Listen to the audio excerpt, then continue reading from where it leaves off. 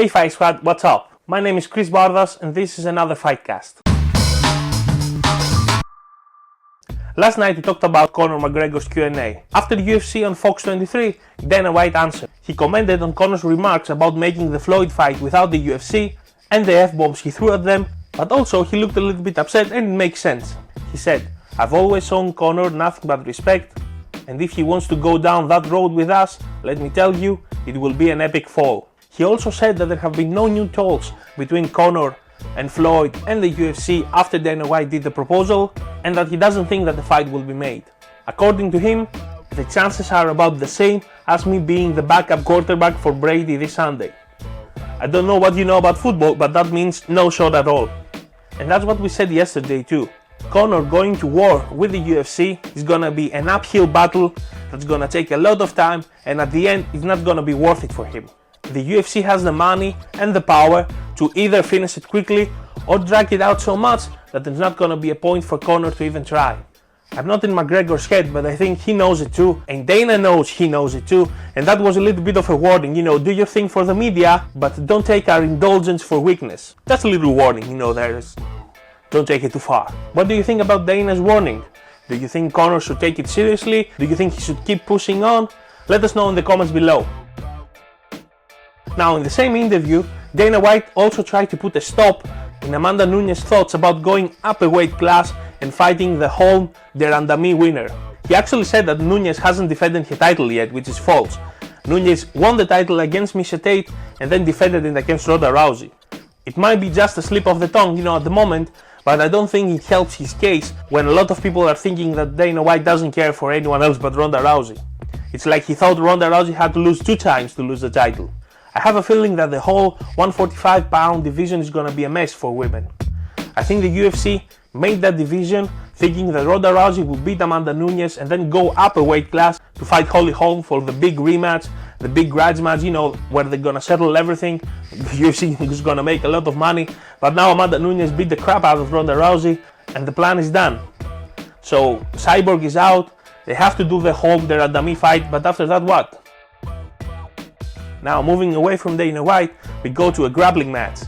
Dillon Danis, one of Conor McGregor's sparring partners. Last night, after he beat AJ Agazarm in Submission Underground 3, he took the mic from Chael Sonnen himself and just plainly called Jones a fucking bitch, and then dropped the mic and left. I know Sonnen liked it. Check the link in the description below for the full video. Danis has challenged Jon Jones in a grappling match before. He has also poked fun at him with different Instagram posts, trying to get a rise out of him, but it didn't seem to work. Jon Jones said about Danis, "I just felt he was kind of being a douchebag and I'm not even going to entertain him." I don't think this new call out would change anything, to be honest. Jon Jones is too big in size and too big in fame for Danis. I don't think he wants to fight him, especially because the dude is also a legit world-class grappler, and Jones isn't the only one in his target list. He has challenged Sage Northcutt in an MMA fight before, saying that it would be an easy fight for him. I think he saw Sage's holes in his ground game and he saw an opportunity. He also said he'd fight Nate Diaz at any point in MMA, and he generally follows Conor's example, though he doesn't get the same results, at least until now. Now finally, Floyd Myweather reacted on Conor McGregor's Q&A. He said, "I believe the fight can happen, he's a tough competitor, we'll just have to see what the future holds. Hopefully we can make the fight happen." He also said that Showtime should promote the fight and it would be around 147 or 150 pounds. McGregor used to fight 147, we know that's a big cut for him. I think if they fight it's gonna be 150, which still is gonna be a disadvantage for Conor because he's gonna have to cut a lot of weight. What was really interesting though, it was how he answered the question if he feels in his heart that this fight is gonna be made. He kinda smiled, didn't really answer the question, and said something about, the fans. "I truly believe the fans want this fight, it's all about entertainment, he's very entertaining, so let's get the fans what they want to see." He didn't want to say that there's hope for the fight.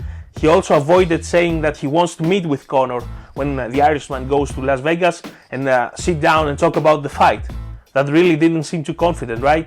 I think Dana White and Floyd Myweather, being in the combat sports promotion world much more than Conor has, know that this fight is not gonna be made. I think Conor kinda knows it too, but he still has hope. He thinks about the hundreds of millions he's gonna make and he wants to push it. But at the end, Conor's gonna fight MMA and Floyd is probably never fighting boxing again. Conor might get some leverage to get a new contract, but I don't think there's much more to it. But as I said before, who knows? We don't have the money, they have the money. They talk about a lot of money. The UFC needs money, Conor needs money, Floyd needs money, even though they already have a lot of money. So, it's the fight business. Do you think the fight is gonna be made? Do you think it's gonna be with the UFC, without the UFC? Let us know. Okay guys, we're finishing here. This was today's Fightcast. I hope you have a great day. And if you like the video, please give us a thumbs up. Subscribe in our channel. It helps a lot. It supports us a lot. Keep going.